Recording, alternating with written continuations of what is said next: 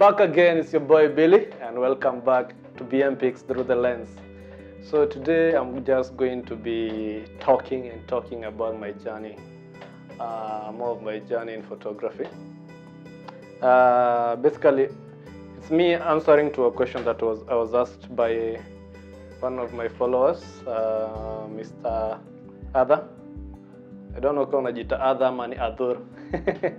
Yeah, but he asked me more to talk about my photography as a business and the journey and what I am really specializing in.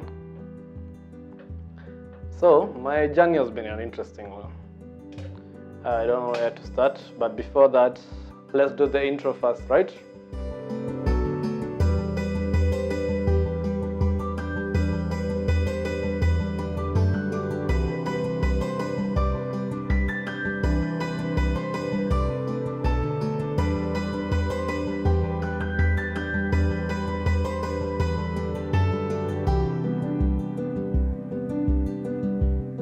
My photography journey has been an interesting one. I've had my good moments, I've had my low moments, but all I can say is one thing has been making me go on is passion, because something I'm really passionate about. I never studied photography in school, that's in campus. After high school, I joined Kenyatta University and I took a course in software engineering, which I studied for 5 good years. And honestly, I never graduated. Lots of people think maybe I did, but it's something that I'm still proud of, because I decided to follow my passion. So this is how it was. After studying for 5 good years, I realized that it's not my thing. I had already started losing interest. Yes, I was developing software. I still develop websites for people, but I was already losing interest in it, and I was getting some frustration. Anyone who has gone through public university, probably you understand these frustrations that we all go through. All right, so the first time that I actually held a camera to take photos was somewhere in 2010. Just after high school, I started a cyber cafe with a friend of mine called Steven Siloma, who also did software engineering and is right now a photographer just like me. So that's where I started taking photos, and but it was not something that I thought I would do for a living.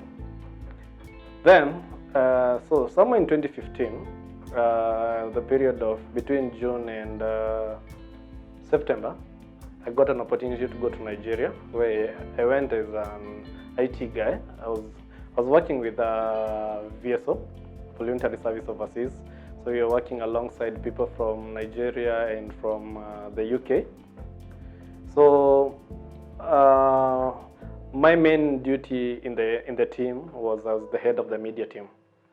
So basically, I was doing more of the graphic design for the team, developing the blog for the team, where we wrote lots of articles. You can check it out. It's still online. It's called Impact Quali. And during that time, I was taking lots of photos with my phone, basically documenting my life in Nigeria. So for most people, they were writing journals, writing stories about their everyday experience. For me, I was taking photos daily. And during our last presentation, I remember the one who did the presentation for my team, and I was using photos and videos that I had taken. So they really caught the attention of many people. I remember my project officer, Mr. Barnabas, saying that if he could, he would have me remain in Nigeria so that I could continue doing this. And I remember him telling me that he thinks I'm better in photography than even in web. And that's something that I should try and do. So by the time I came back to Kenya, where before going to Nigeria, I was more of an IT consultant to different people, businesses and NGOs, I realized that I had lost those jobs because I couldn't do anything. There's no way they could have waited for me for 4 months to come back and give them service while they were struggling. So they all went for different consultants. So after realizing I had nothing to do, I made a decision. I'm going to either be a videographer or a photographer. I was still not sure which one I want, but I remember I wanted to be more of a videographer than a photographer. So luckily, I made a website for one client, and with the money that I had, I saved everything that I had made from that money, and luckily after a lot of convincing, I was able to convince my dad to top me up. And so I purchased my first camera after consulting Steven Siloma. Remember I had mentioned him earlier? So Steven at the time had a Nikon D3200. So I told him, man, can you tell me which is the best camera that I can use, which is still affordable? And he told me, buy one like mine, and I'll help you to understand how to work with it. So yeah, I bought my D3200 on eBay. It took 2 weeks to arrive. Trust me, by the time that camera was arriving in Kenya, I knew how to use it theoretically. Like I had studied a lot, and that's how my journey of photography started. So I got my first camera, and the next day I went to Huru Park with my friend Kiki. I remember he just called me, told me, hey, yo man. So I was with him in Nigeria, and he knew my passion for photography already. So he told me, man, I hear you've just bought your new camera. How about we go and shoot at Uhuru Park? At the time, I didn't know there were any restrictions in Nairobi town. So to Meenda, we went all the way to Uhuru Park. I took some good photos there of people riding the boats and the Nairobi landscape, which I'm going to show you right now, that image. So all these images, I did it in the first month. I would go to any event that's just happening and just take photos and ask for permission to take photos. I remember I used to beg girls in KU, because I was still a student in KU. I used to beg girls there, can I take photos of you? And trust you me, most of them didn't even want me to. Like it was free, I was not charging them. But the question they were asking me all is that, unapiga picha poa kama buat, utatulipa, ukona followers wangapi? At the time I didn't even know how to use Instagram. I think I had maybe 90 followers or something. Yeah, so that's where my journey started. So, this time that when I bought this camera, it was at the end of March. So I kept on practicing. I would take photos of this cat that I had, let's call it Tintin. I would take photos of Tintin. I would take photos of pegs. I would take photos of birds. My friends, Ben, Anto, Ruth, Titus, you guys, you really helped me because at least I had some people to take photos of. Oh, and some of my friends too. Alan Miguan, thank you, man. For those who know me, like my background, I've been this shy guy. It's more of being an introvert because of software engineering and just hiding behind the computer. I was not interacting with people so much. So my friends, Kina Alan, they would go say hi to girls and ask them if we could take photos of them, and then they could come and we could start this journey together. So most of them turned him down, but a few would come. And I want to give a big shout out to a lady called Njoki and her friends from JKUAT.